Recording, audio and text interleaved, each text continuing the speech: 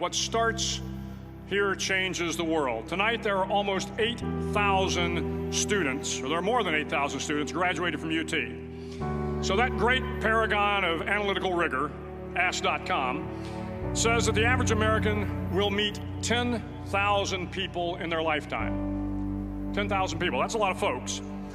But if every one of you changed the lives of just 10 people, and each one of those people changed the lives of another 10 people, and another 10, then in 5 generations, 125 years, the class of 2014 will have changed the lives of 800 million people. 800 million people. Think about it. Over twice the population of the United States. Go one more generation, and you can change the entire population of the world. 8 billion people. If you think it's hard to change the lives of 10 people, change their lives forever, you're wrong. I saw it happen every day in Iraq and Afghanistan. A young Army officer makes a decision to go left instead of right down a road in Baghdad, and the 10 soldiers with him are saved from a close-in ambush. In Kandahar province, Afghanistan, a non-commissioned officer from the female engagement team senses that something isn't right and directs the infantry platoon away from a 500-pound IED, saving the lives of a dozen soldiers. But if you think about it, not only were those soldiers saved by the decisions of one person, but their children were saved, and their children's children. Generations were saved by one decision, one person. But changing the world can happen anywhere, and anyone can do it. So what starts here can indeed change the world. But the question is, what will the world look like after you change it? Well, I'm confident that it will look much, much better. But if you'll humor this old sailor for just a moment, I have a few suggestions that may help you on your way to a better world. And while these lessons were learned during my time in the military, I can assure you that it matters not whether you ever served a day in uniform. It matters not your gender, your ethnic or religious background, your orientation, or your social status. Our struggles in this world are similar, and the lessons to overcome those struggles and to move forward, changing ourselves and changing the world around us, will apply equally to all. I've been a Navy SEAL for 36 years, but it all began when I left UT for basic SEAL training in Coronado, California. Basic SEAL training is 6 months of long, torturous runs in the soft sand, midnight swims in the cold water off San Diego, obstacle courses, unending calisthenics, days without sleep, and always being cold, wet, and miserable. It is 6 months of being constantly harassed by professionally trained warriors who seek to find the weak of mind and body and eliminate them from ever becoming a Navy SEAL. But the training also seeks to find those students who can lead in an environment of constant stress, chaos, failure, and hardships. To me, basic SEAL training was a lifetime of challenges crammed into 6 months. So here are the 10 lessons I learned from basic SEAL training that hopefully will be of value to you as you move forward in life.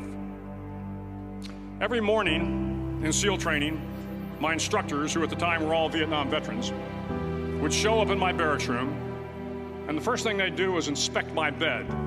If you did it right, the corners would be square, the covers would be pulled tight, the pillow centered just under the headboard, and the extra blanket folded neatly at the foot of the rack. It was a simple task, mundane at best, but every morning we were required to make our bed to perfection. It seemed a little ridiculous at the time, particularly in light of the fact that we were aspiring to be real warriors, tough, battle-hardened SEALs. But the wisdom of this simple act has been proven to me many times over. If you make your bed every morning, you will have accomplished the first task of the day. It will give you a small sense of pride, and it will encourage you to do another task, and another, and another. And by the end of the day, that one task completed will have turned into many tasks completed. Making your bed will also reinforce the fact that the little things in life matter. If you can't do the little things right, you'll never be able to do the big things right. And if by chance you have a miserable day, you will come home to a bed that is made, that you made. And a made bed gives you encouragement that tomorrow will be better. So if you want to change the world, start off by making your bed. During training, the students are all broken down into boat crews. Each crew is 7 students, 3 on each side of a small rubber boat, and 1 coxswain to help guide the dinghy. Every day, your boat crew forms up on the beach and is instructed to get through the surf zone and paddle several miles down the coast. In the winter, the surf off San Diego can get to be 8 to 10 feet high, and it is exceedingly difficult to paddle through the plunging surf unless everyone digs in. Every paddle must be synchronized to the stroke count of the coxswain. Everyone must exert equal effort, or the boat will turn against the wave and be unceremoniously dumped back on the beach.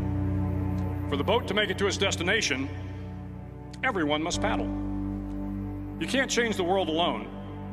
You will need some help. And to truly get from your starting point to your destination takes friends, colleagues, the goodwill of strangers, and a strong coxswain to guide you. If you want to change the world, find someone to help you paddle. Over a few weeks of difficult training, my SEAL class, which started with 150 men, was down to just 42. There were now 6 boat crews of 7 men each.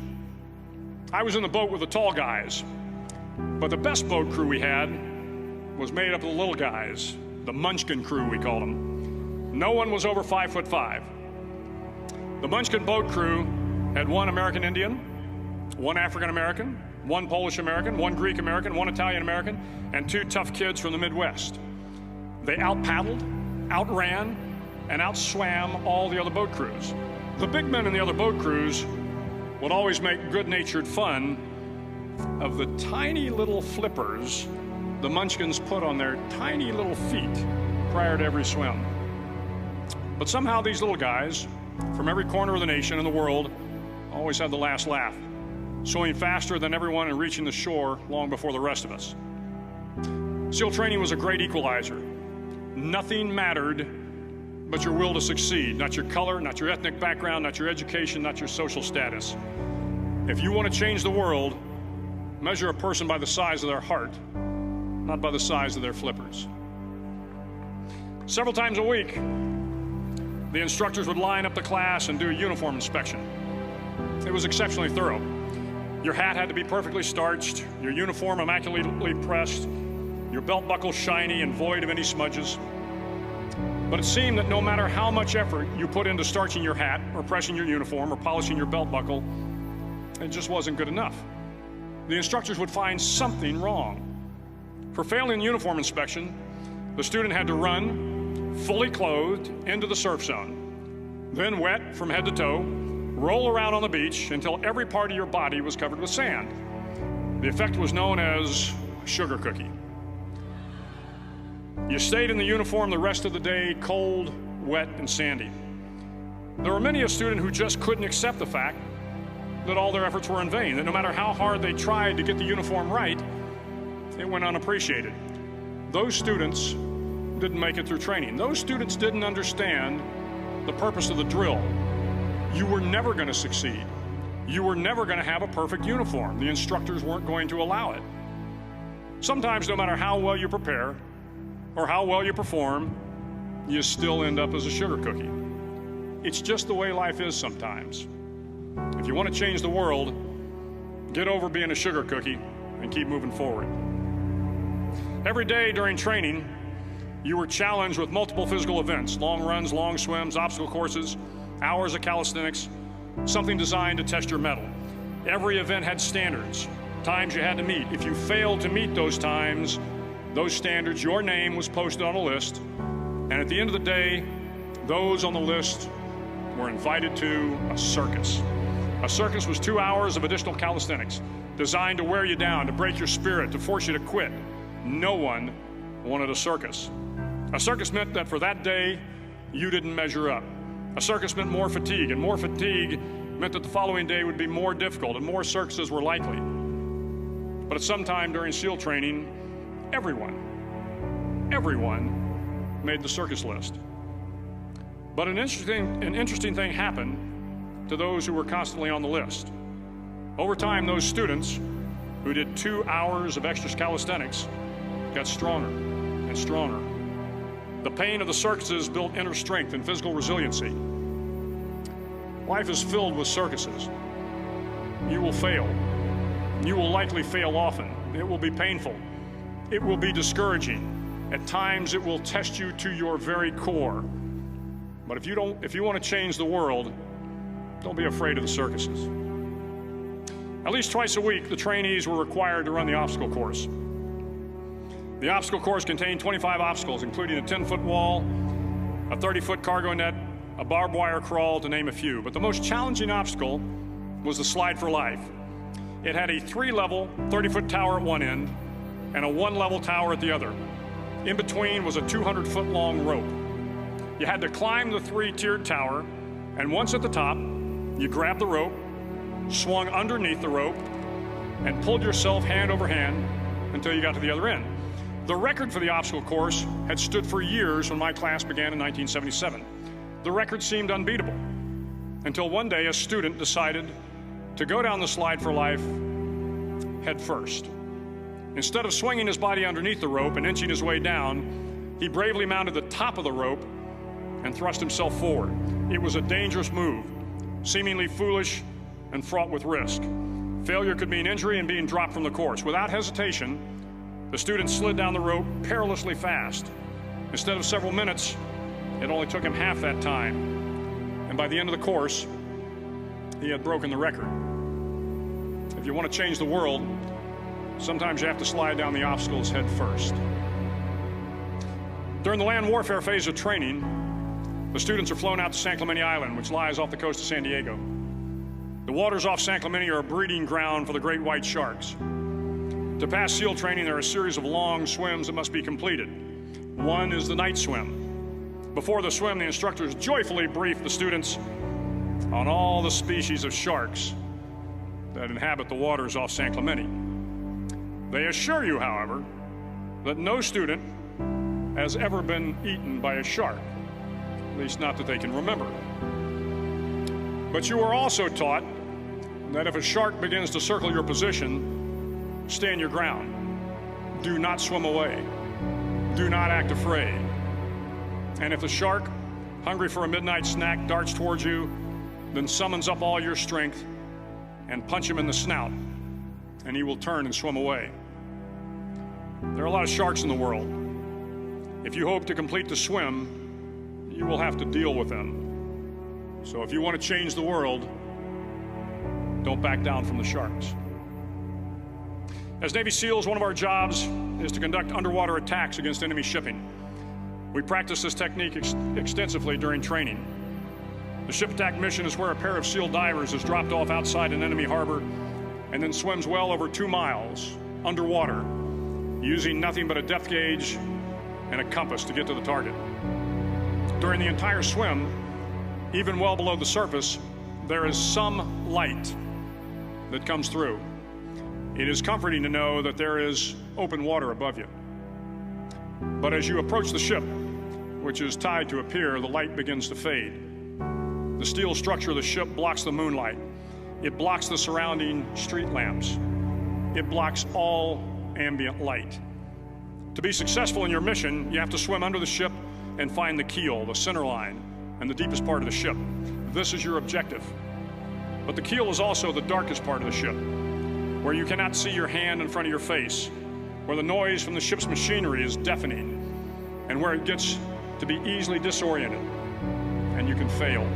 Every SEAL knows that under the keel, at that darkest moment of the mission, is a time when you need to be calm, when you must be calm, when you must be composed, when all your tactical skills, your physical power, and your inner strength must be brought to bear. If you want to change the world, you must be your very best in the darkest moments. The 9th week of training is referred to as Hell Week. It is 6 days of no sleep, constant physical and mental harassment, and one special day at the Mud Flats.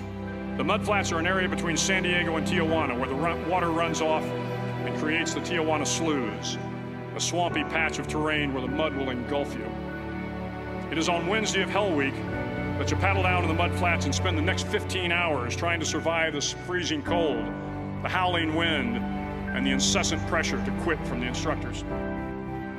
As the sun began to set that Wednesday evening, my training class, having committed some egregious infraction of the rules, was ordered into the mud. The mud consumed each man till there was nothing visible but our heads. The instructors told us we could leave the mud if only 5 men would quit. Only 5 men, just 5 men, and we could get out of the oppressive cold. Looking around the mud flat, it was apparent that some students were about to give up. It was still over 8 hours till the sun came up. 8 more hours of bone-chilling cold. The chattering teeth and the shivering moans of the trainees were so loud, it was hard to hear anything.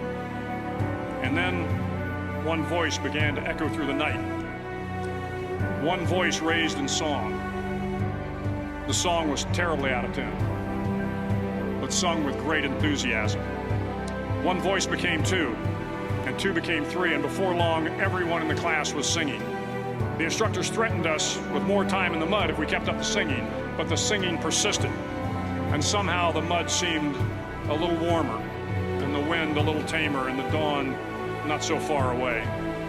If I have learned anything in my time traveling the world, it is the power of hope.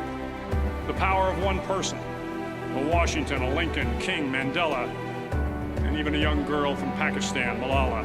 One person can change the world by giving people hope. So if you want to change the world, start singing when you're up to your neck in mud. Finally, in SEAL training, there's a bell. A brass bell that hangs in the center of the compound for all the students to see. All you have to do to quit, is ring the bell. Ring the bell, and you no longer have to wake up at 5 o'clock. Ring the bell, and you no longer have to be in the freezing cold swims. Ring the bell, and you no longer have to do the runs, the obstacle course, the PT, and you no longer have to endure the hardships of training. All you have to do is ring the bell to get out. If you want to change the world, don't ever ring the bell. To the class of 2014, you are moments away from graduating, moments away from beginning your journey through life, moments away from starting to change the world for the better. It will not be easy, but you are the class of 2014, the class that can affect the lives of 800 million people in the next century. Start each day with a task completed. Find someone to help you through life. Respect everyone. Know that life is not fair and that you will fail often.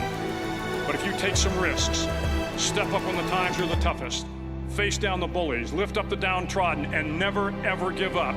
If you do these things, the next generation and the generations that follow will live in a world far better than the one we have today.